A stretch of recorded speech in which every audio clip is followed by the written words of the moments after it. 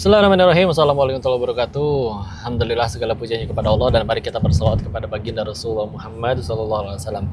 Ini kita lagi di jalan sebetulnya, cuman dimanfaatin lah sambil ngaji ya. Bismillah. Untuk lanjutin serial kita selanjutnya nih, Cotako. Coba tanya Koko.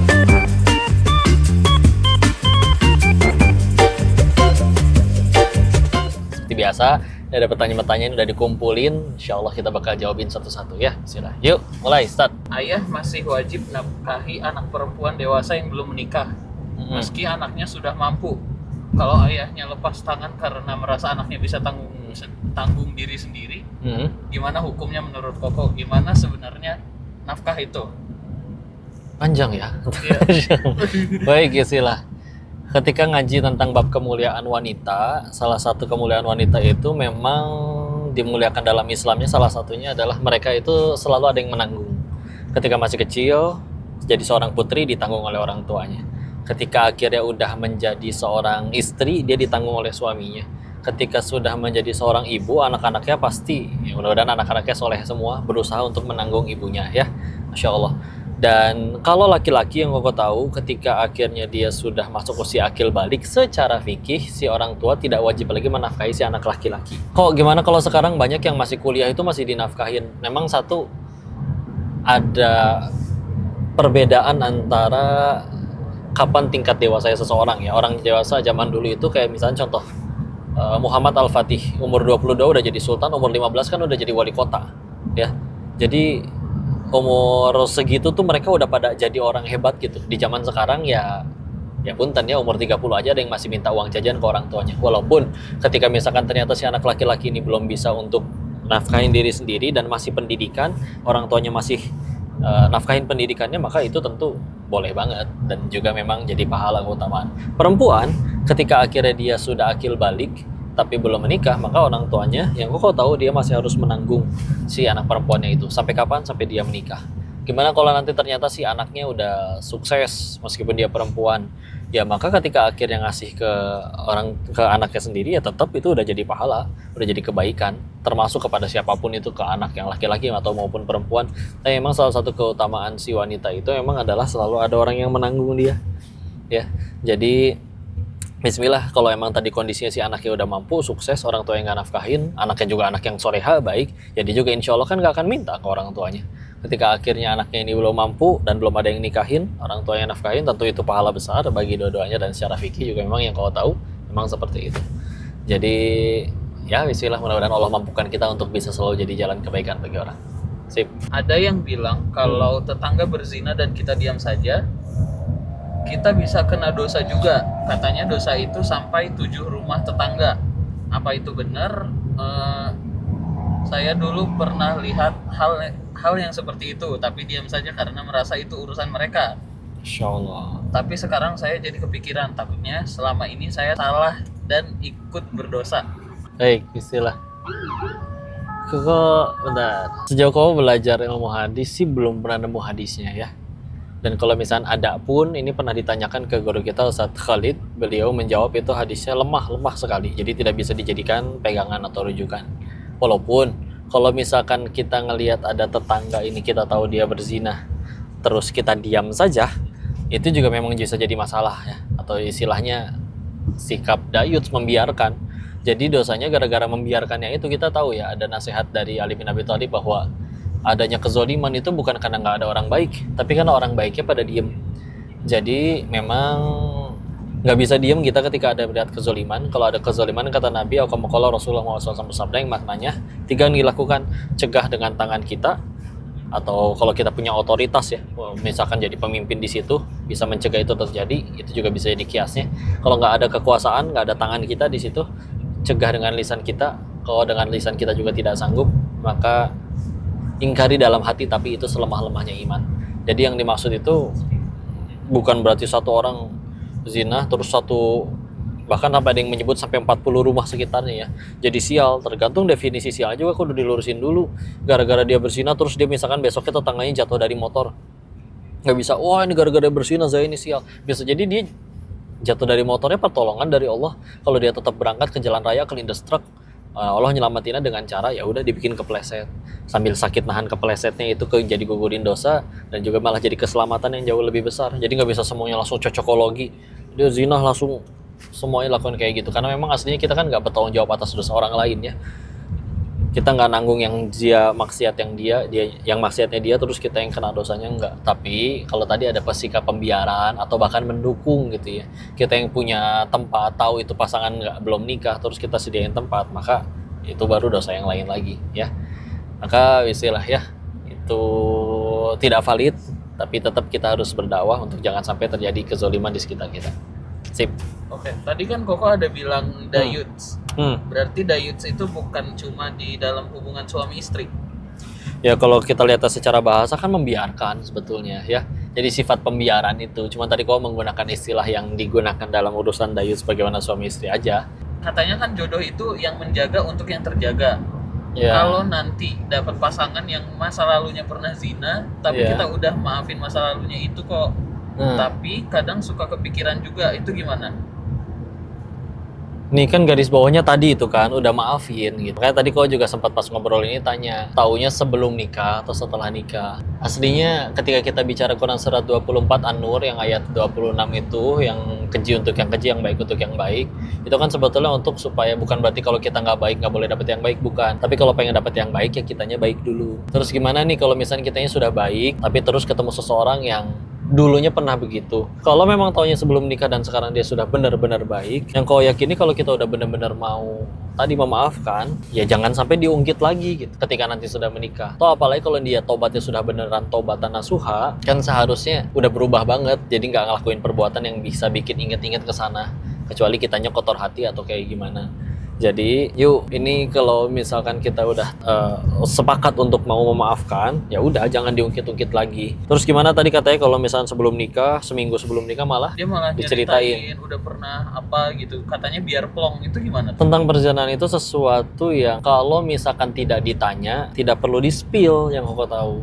Jadi dia berzina nih, maksiat, tobat udah kan yang tahu urusannya dia dengan Allah nih. Terus kalau misalkan sudah Allah tutupi, ya ngapain kita buka gitu, jangan dibongkar. Kecuali kalau misalkan ada takdir atau gimana, ada yang ngebongkar atau yang gimana, itu urusan lain. Tapi kalau dengan sengaja kita bongkar, nggak sesuatu yang sudah Allah tutupi itu, jangan kita buka-buka lagi gitu. Karena kalau Allah pengen buka, udah dari gampang kapan dibikin ada orang yang ngasih tahu sebelum kamu ngasih tahu tentang diri sendiri. Jadi nggak usah ditutupin lagi, tinggal benar-benar buktiin tobatan nasuha. Walaupun ya kalau misalnya ternyata ada takdir Allah buka, ya silakan sampaikan aja apa adanya, itu aku dulu, sekarang aku bismillah sudah berubah, kamu masih kesempatan, alhamdulillah. Kalau nggak pun ya aku harusnya membuktikannya bukan di hadapan kamu tapi di hadapan Allah, aku sudah tobat nasuha betulan atau belum ya. Jadi ya sudahlah, kalau misalnya udah masalah kayak gitu, misalkan udah nikah baru ketahuan pun, ya udah nikah, kita kan nikah dengan dia yang sekarang, bukan dia yang di masa lalu ya. Terutama apalagi kalau tadi udah benar-benar taunya dari sebelum dia nikah, ya jangan diungkit lagi. Kalau kita akhirnya setuju untuk menerima dia, termasuk kita setuju untuk tidak akan ngungkit-ngungkit itu lagi ya. Jadi jangan gara-gara ketika nanti ada salah yang diungkit kesalahan dia yang lama, yang padahal kesalahannya nggak relevan dengan kesalahan yang sekarang. Jadi ya bismillah. Lagian kalau misalnya Allah udah nggak suka dengan dosanya orang itu, kalau yang dibenci pendosanya udah habis, itu orang itu mati duluan pas lagi maksiat. Jadi kalau misalnya ternyata Allah masih kasih dia kesempatan, terus dia udah tobat nasuha, bismillah, mudah-mudahan. Udah, kitanya jangan menghakimi, kitanya yang sudah ditutupi, jangan buka lagi ke orang, udah bismillah. Yang penting kita tunjukin di hadapan Allah. Gitu ya. Kalau suami dulunya suka minum khamar, tapi dia udah tobat, tapi kadang masih suka icip-icip. Ya. Apa ada dampak ke istri dan keluarga? Satu, kalau udah tobat ya tobat nasuha, yang harusnya nggak akan ngulang lagi. Ya, kalau keulang lagi berarti belum tobat nasuha, ya. Yang selanjutnya, apakah akan ada dampak? Semua dosa itu berdampak. Kadang karena kita nggak sayang sama diri sendiri, mau nggak mau Allah nyadarin kita dengan orang yang kita sayang. Kita tahu banyak orang yang mungkin bikin dosa, dia udah kena batunya masih maksiat lagi. Tapi ada orang yang misalkan bisa berhenti judol ketika ngeliat putrinya kelaparan, putrinya nangis. Apakah karena Allah nggak sayang sama putrinya? Kan bukan. Tapi karena kitanya nggak sayang sama diri sendiri, udah kena dapat teguran berapa kali, bahkan ada yang sempat maksiat tanpa dihukum, Allah tutupin lagi masih dianggap baik, nggak berhenti juga. Ya udah mau nggak mau disadarinnya pakai orang yang dia sayang. Dan hati-hati ketika kita bicaranya dosa terus menerus dilakukan tanpa tobat, kan pilihannya cuma dua. Satu, Allah buka aibnya. Dua, Allah matiin pas lagi maksiat. Kenapa akhirnya aibnya dibuka? Karena kadang ada orang yang itu dia Tuhannya bukan Allah, tapi Tuhannya mulut orang. Jadi ketika maksiat ketahuan, orang udah mencaci, menghina, viral, baru dia berhenti. Padahal kan surga kita nggak di mulut orang. Tapi kalau ada yang udah ketahuan pun masih ngelakuin, naudzubillah. Ini pernah ada kejadian, naudzubillah, meninggal punya jabatan publik, kita nggak sebut namanya, terus meninggalnya tanpa busana dengan sesama laki-laki di hotel murah remang-remang, naudzubillah. Meninggalnya hina tentu, tapi kan kalau kita pikir lagi, Allah yang segitu maha penyayangnya, nggak mungkin matiin dia dalam keadaan sehina itu kalau itu maksiat baru sekalinya seumur hidup. Begitu dites kan ternyata betul juga. Ditanya ke orang sekitarnya udah pada tahu. Oh, istrinya tahu, tetangganya tahu. Cuman karena nggak tobat-tobat akhirnya diulang lagi. Mau nggak mau, satu dimatikan oleh Allah untuk jadi pelajaran insya Allah untuk 1000 orang lainnya. Nah dia udah punya kesempatan berhenti, terulang lagi ya. Jadi berdampak ya. Jadi kalau udah makin punya istri, terus punya anak, harus makin ngerem gitu dosa. Kadang-kadang balasannya nggak ke kita, tapi ke orang-orang yang kita sayang. Hati-hati ya, berdampak itu betul ya. Oh, bagaimana pendapat Koko tentang karma? Dulu saya pernah dengar di Islam nggak ada karma. Karma itu yang banyak orang paham itu adalah tentang sistem Tabur tuai. ya Iya. tabur tuai gitu. Ya Gimana, baik, Kok? itu baik. Bismillah. Kalau ya karma itu kalau kita, kenapa kamu baik biar dibaikin orang, kenapa kamu tidak berbuat buruk karena takut diburukin orang, dijahatin orang. Kalau dalam Islam kan berbuat baiknya karena Allah suka, kenapa tidak berbuat buruknya ya karena kata Allah tidak suka, jadi karena Allah gitu. Karena dalam Islam berlakunya in ahsantum li anfusikum wa in asatum falaha. Kalau kita berbuat baik itu kebaikannya buat kita, kalau misalkan berbuat buruk ya itu juga burukannya buat kita. Atau ya misalkan surat Az-Zalzalah ayat 7 dan 8 ya, faman ya'mal mithqala dzarratin khairan yarah, dan terusannya. Maka kalau dirasa udah akhirnya tobat, terus akhirnya ada masalah dalam kehidupan, ya ketahuilah yang nggak punya dosa seperti para nabi juga pada punya masalah. Tugas kita setiap kali ada masalah itu yang dipikirin adalah gimana caranya kita tambah dekat sama Allah. Kalau kita pengen menganggap itu adalah dosa, ya, kalau kita pengen menganggap masalah itu diundang oleh dosa kita yang lama, silakan. Yang penting bikin kita tambah banyak sujudnya, bikin kita tambah dekat sama Allahnya. Karena kalau misalkan kita mikirnya itu adalah gara-gara karma dosa saya yang dulu, dan itu membuat kita tambah banyak sujudnya, ya gitu, kebaikan tetap. Karena kan kebaikan itu adalah apapun yang bikin kita tambah dekat sama Allah, ya. Daripada ya misalkan terus akhirnya, ya Allah ini dosa kayak gara-gara diundang sama ulah saya dulu nih, tapi terus kita juga nggak tambah baik, malah cuma meratapi doang. Enggak, kita jelas-jelas nyolong, tangan kita akhirnya dibuntungin. Terus gimana? Masih kayak gimana? Ini kan berarti gara-gara saya nyolong nih. Ini karmanya saya nyolong. Terus gimana? Yang paling baik dari itu semua adalah yang semenjak dipotong atau semenjak dapat kejadian itu, ya tambah dekat sama Allah. Jadi kita sibuknya apapun yang terjadi, dijadiin jalan tambah dekat sama Allah aja. Mau itu ternyata karma kita yang dulu kek, mau itu gara-gara diundang dosa kita yang dulu kek. Toh Allah ngizinin kepahitan itu nyampe ke kita juga kan. Tujuannya satu, bikin kita akhirnya kembali ke Allah. Jadi tinggal yang penting dipikirin kembali ke Allahnya, jangan mikirin tar dulu ini kepahitan yang ini tuh gara-gara saya ngapa-ngapain ya dulu. Nggak peduli, udah nggak penting. Yang penting tuh tambah dekat sama Allah. Atau selagi akhirnya itu membuat kita tambah dekat sama Allah, mau bentuknya enak, bentuknya nggak enak, maka ya Allah langsung berkebaikan. Itulah kebaikan, tambah dekat sama Allah. Gitu mikirnya ya. Oh, bagaimana kalau kita udah minta maaf sama orang atas kesalahan besar kita, tapi orang itu masih belum memaafkan, jatuhnya kayak trauma atas kesalahan kita gitu. Ya itulah resikonya buat kesalahan sama orang ya. Makanya sampai ada yang menasihati, yuk jangan zolim sama orang. Karena kalau berbuat dosanya yang pribadi antara kita sama Allah doang, ya Allah maha memaafkan. Kita tobatnya tinggal ke Allah. Yang repot itu memang kalau ke orang, kitanya udah tobat ke Allah tapi orang yang masih belum maafin, ya ini effortnya harus lebih besar untuk supaya mudah-mudahan suatu ketika dia akhirnya maafin. Tapi sekali lagi kalau misalnya kejadian kayak gitu kayak gimana, ya kita benar-benar buktiin gak cuma di hadapan dia, tapi yang lebih penting adalah buktiin di hadapan Allah kalau kita benar-benar udah taubat nasuha. Karena kalau kita udah dianggap oleh Allah beneran taubatnya sudah betul, sudah taubat nasuha, kan mudah bagi Allah bolak-balikin hati dia untuk jadi maafin kita. Bisa jadi kenapa Allah masih bikin orang itu belum maafin kita, karena ya mungkin di hadapan Allah kita juga tobatnya masih tobat sambel, belum tobat yang benar-benar serius, belum tobat nasuha. Makanya Allah belum bolak-balikin hati orang itu untuk maafin kita. Jadi yang harus lebih dipikirin adalah Allah udah benar-benar maafin kita atau belum. Karena kalau itu yang paling kita kejar, tadi mudah bagi Allah untuk bikin orang itu jadi maafin kita ya. Dan kalau memang belum ada salah ya jangan zolim, karena itu dia repotnya kalau bikin dosa ke manusia, bukan ke Allah. Wallahu a'lam bishawab. Keluarga, terutama orang tua itu kan harusnya jadi tempat teraman untuk kita gitu, sebagai benar-benar sebagai rumah. Oke. Tapi gimana dengan orang tua yang selalu pilih kasih terhadap anaknya gitu? Misalkan orang tuanya itu terlalu sayang sama adiknya, kakaknya tuh dicuekin aja, terus malah jadi beban gitu ke apa? Pilih kasihnya itu malah bikin beban ke anaknya yang lain gitu. Ya sakit kali ya pasti ya namanya digituin sama orang yang kita harapkan perhatiannya. Tapi ini juga jadi latihan lah buat kita. Yuk untuk supaya akhirnya bergantungnya ke Allah. Kita sakit digituin sama mereka kan karena mengharap sesuatu dari mereka gitu kan. Kita sakit ketika tidak dihargai oleh orang tua kan karena mengharapkan penghargaan dari orang tua gitu kan. Dan Koko lagi nggak bilang ini boleh atau nggak bolehnya ya. Wajar-wajar aja pengen dihargai sama orang tua itu manusiawi sekali. Tapi kalau ada yang ngalamin kayak gitu, ini jadi latihan yuk buat kita yuk untuk supaya akhirnya mungkin Allah pengen kita berharapnya tuh nggak ke mereka tapi ke Allah. Jadi di latihannya dikasih yang seperti itu. Jadi kalau misal kejadian yang kayak gitu, justru kalau pribadi harus jadi pecut untuk benar-benar bisa buktiin diri. Karena kan mereka istilahnya ngerendahin, nyuekin juga kan sebetulnya kalau mau jujur bukan tanpa alasan. Bisa jadi karena memang mereka lebih berprestasi. Kenapa mereka lebih berprestasi? Karena ternyata belajarnya juga lebih rajin. Kalau ternyata gara-gara mereka lebih rajin dan kita yang males, ya jangan malah nyalahin. Kecuali kalau misalkan ya ibarat kita benar-benar nggak bisa bakatnya di sepak bola, terus ternyata nggak juara matematika, terus diremehin gara-gara kita nggak bisa matematika, padahal main bola jago banget. Tapi kan bismillah, ayo buktiin aja. Ketika akhirnya kita punya prestasi di bidang masing-masing, tahu-tahu dikenal orang mengakui, kan orang juga ngelihat, ya Allah satu dunia ternyata mengakui anak saya, malah saya sendiri yang nggak mengakui anak saya. Pasti bisa berubah, bismillah.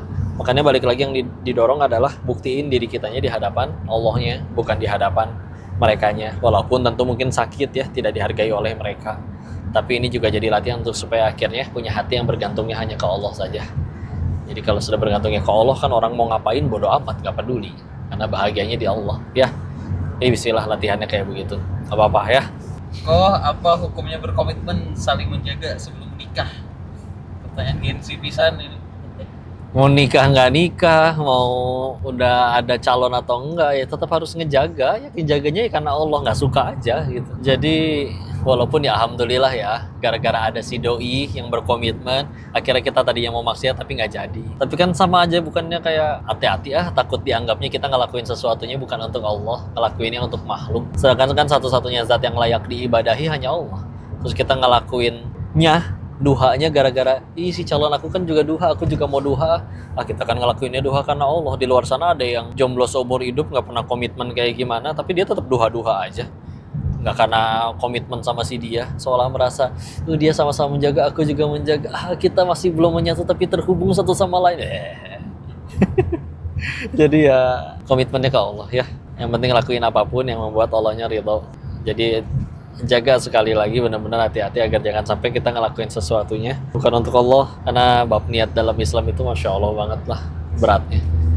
Ya kalau emang benar-benar udah pengen sama-sama ibadah sama dia, langsunglah halalin aja tuh. Alasannya kenapa belum nikah? Ya kita sama-sama masih SD. Oh kalian berarti yang ngaco, ya kecepatan, belum waktunya. Tapi kalau misalnya ternyata udah sama-sama nikah, udah sama-sama usia cukup, rezeki ada, belum nikah, gara-gara cuma nunggu tanggal bagus atau nabung dulu buat supaya bisa ngundangnya 2.000 orang, terus acaranya harus dibikin mewah. Enggak, kayak gitu mah. Mendingan udah halal dulu, udah silakan sana ibadah masing-masing. Dan akan kelihatan gitu. Ketika sama-sama komitmen, yuk jaga ibadah sama-sama. Pas nikah kendor, oh berarti ibadahnya na'udzubillah, jangan-jangan karena dia, bukan gara-gara pencipta dia.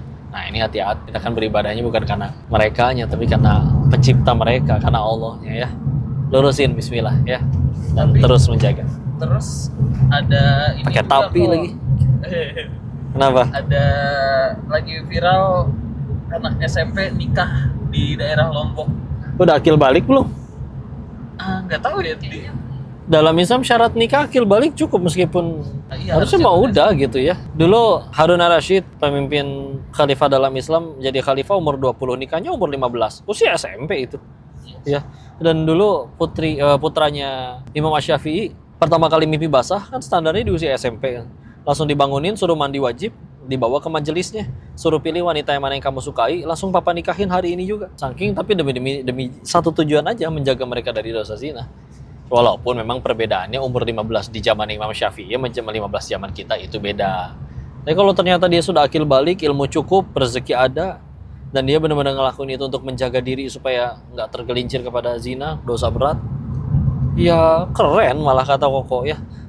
Jangan sampai malah demi nunggu katanya usia matang mapan segala macem, tapi sambil nunggunya sambil ada kemaksiatan, ya nggak baik juga ya. Kayak istilah yang penting fikihnya terjaga, niatnya terjaga, lurus, udah aman di sini. Allahu a'lam. Kok gimana caranya biar kita gampang bangun tahajud? Minta tolong kepada Allah, beres sholat isya doa, ya Allah nanti malam pengen tahajud, bangunin ya Allah. Kadang kan kita kurang minta tolong ke Allahnya, bergantungnya ke alarm, tapi lupa minta tolong ke Allah. Kalau Allah nggak bangunin, ya mau alarm berapa nggak bangun. Tapi kalau Allah udah bangunin, bismillah, nanti gampang dibikin bangun. Pengen pipis kayak digigit nyamuk atau digigit singa atau tsunami, gempa bumi, gunung meletus, kan pasti bangun ya. Terus tidurnya jangan malam-malam, memang makin sulit bangun, makin telat tidurnya ya makin sulit juga bangun malam ya. Kalau emang benar-benar tidurnya terpaksa harus malam, ya udah kalau mau sholatin dulu sebelum tidur. Tetap sholat malam sih jatuhnya, walaupun bukan tahajud ya, tapi setidaknya tetap ada ibadah sunnahnya gitu kan. Jadi set prioritas juga yang selanjutnya. Jadi kalau misalnya kita udah nganggap ini prioritas, ya Allah ada masalah nih besar, kayaknya baru bisa ditolong kalau saya tahajud. Kalau udah kayak gitu pasti lebih niat tahajudnya, daripada yang misalkan nggak ada salah apa-apa atau kita tidak menganggap masalah kita itu bisa selesai dengan sholatnya kita, dengan tahajud ya kita. Jadi kudu nanamin dalam hati juga seperti itu ya. Bismillah, mudah-mudahan dimudahkan. Tapi Atau- ada juga yang gini kok, dia lebih milih nggak tidur sama sekali supaya dia bisa bangun tahajud. Kalau Tapi nggak itu tidur, kehitung tahajud atau enggak? yang kalau tahu tahajud harus tidur ya. Kalau dia misalnya nggak tahajud ya, nggak tidur ya berarti qiyamul lail aja atau sholat malam aja. Misalnya mau sholat hajat, sholat tobat, bukan tahajud. Kalau tahajud harus tidur dulu, meskipun cuma ketiduran beberapa saat aja, 5 menit misalkan setelah beres sholat isya ya. Jadi harus tidur dulu sih yang gua tahu ya. Kalau dia pengen memilih, kalau mau ya sudah habis sholat isya tidurin dulu sebentar ya, tadi barang 5 menit, tapi setelahnya nanti mau begadang tahu-tahu nyampe jam 3 sebelum kita mau tidur ya kita sholat dulu. Tapi kan kalau udah tidur jam 3 nanti bangun subuhnya susah lagi untuk tepat waktu, karena tinggal sejam setengah lagi untuk bangun sholat subuh. Kita dalam keadaan ngantuk banget, ngantuk parah.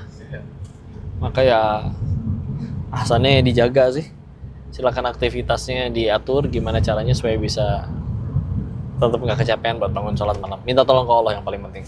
Oh, kenapa cowok selalu memberi janji manis ke cewek, apalagi udah dijanjiin sampai mau nikah, padahal nikahnya masih lama banget. Jadi kayak udah ngikat si cewek. Itu gimana? Nggak selalu yang manis-manis, ada juga yang asin, rasa rumput laut, macem-macem juga ada istilah ya. Jadi laki-lakinya jangan jadi playboy syariah, jangan jadi buaya hijrah. Wanitanya juga gampang baperan, jangan gampang baperan. Dia sok-sokan mau ngiket, masih bullshit, udah anggapnya kayak gitu aja. Baru dia benar-benar bisa buktiin ketika sudah ijab kabul. Nah itu baru istilah ya. Jadi kalau misalkan ternyata tahu, aduh masih lama nih, aku kan baru kelas 2 SD, aku nikahin kamunya nanti ya 15 tahun lagi gitu ya. Jangan baper atuh kayak gitunya ya. Anggap aja angin lalu gitu. Ya. Jadi jaga dirilah sama-sama kepada Allah. Yang perempuannya tadi jangan baperan, nggak usah peduliin mau ada yang ngomong, karena insya Allah kalau dia beneran soleh betulan ya insya Allah nggak akan PHP juga sih, maksudnya nggak akan kayak sosokan janji untuk ikat, aku pasti nikahin kamu tapi kamu tunggu ya 30 tahun lagi karena aku masih di embrio, misalkan kayak gitu. Misalkan kayak gitu ya nggak usah didengerin dulu sampai nanti dia benar-benar datang ngebuktiin gitu ya. Udah, perempuannya jangan baperan, laki-lakinya juga nggak keren kayak gitu teh, sosokan janjian ke ini akan kembali, dan udah buktiin aja di hadapan Allah. Kalau kita udah berhasil buktiin di hadapan Allah, mudah bagi Allah untuk menjaga si wanita ini juga nggak tergelincir dengan laki-laki lain, tetap terjaga kesolehaannya. Tugas kita jangan sibuk di hadapan makhluk lah, jangan sibuk mencari tapi sibuk menjadi, layakkan diri di hadapan pencipta jodoh. Kalau sudah dianggap layak oleh Allah, nanti Allah yang ngaturin ya. Allahu a'lam bishawab.